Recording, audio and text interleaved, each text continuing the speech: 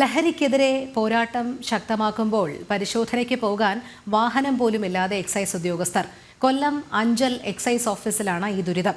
പലതവണ പരാതി ബോധിപ്പിച്ചെങ്കിലും എക്സൈസ് വകുപ്പും സർക്കാരും തിരിഞ്ഞു നോക്കിയിട്ടില്ല. കൊല്ലം ജില്ലയിലെ തന്നെ ഏറ്റവും വലിയ എക്സൈസ് പരിധിയായ അഞ്ചലിലാണ് ഈ സംഭവം. ലഹരി മാഫിയ സംഘങ്ങളുടെ വിവരം ലഭിച്ചാൽ പോലും എക്സൈസ് ഉദ്യോഗസ്ഥർക്ക് പോകാൻ കഴിയാത്ത അവസ്ഥ. ഈ വർഷം ജനുവരിയോടെ ആകെയുണ്ടായിരുന്ന ജീപ്പിന്റെ കാലാവധി കഴിയുകയും കട്ടപ്പുറത്താവുകയും ചെയ്തു. ഇത് ചൂണ്ടിക്കാട്ടി പലതവണ എക്സൈസ് വകുപ്പിനെ കാര്യം ബോധിപ്പിച്ചു. എന്നാൽ വാഹനം അനുവദിച്ചു നൽകാൻ തയ്യാറായിട്ടില്ല.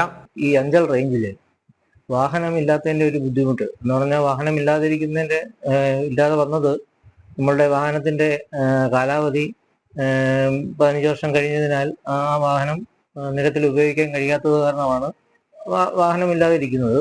ഈ വാഹനമില്ലാതിരിക്കുന്നതിന്റെ ഒരു ബുദ്ധിമുട്ട് വളരെയധികം പ്രയാസമാണ്. എന്ന് പറഞ്ഞു കഴിഞ്ഞാൽ നമുക്ക് റൈഡുകൾ പോകുന്നതിന്, അതേപോലെ തന്നെ ഈ കൊല്ലത്ത് തന്നെ ഏറ്റവും വലിയ റേഞ്ചാണ്, മലയോര പ്രദേശങ്ങൾ അടങ്ങിയിട്ടുള്ള മേഖലയാണ്.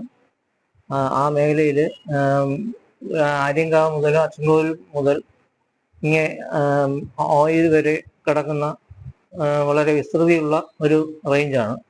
അതുകൊണ്ട് വാഹനമില്ലാത്തത് വളരെയധികം ബുദ്ധിമുട്ട് അനുഭവിക്കുകയാണ്.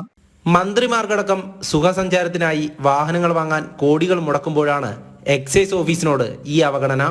മലയോര മേഖലയും അതിർത്തി പ്രദേശമായ ആര്യങ്കാവും അച്ചൻകോവിലും ഉൾപ്പെടെയുള്ള സ്ഥലങ്ങൾ. പല ലഹരി കേസുകളും ഇവിടെയുണ്ട്.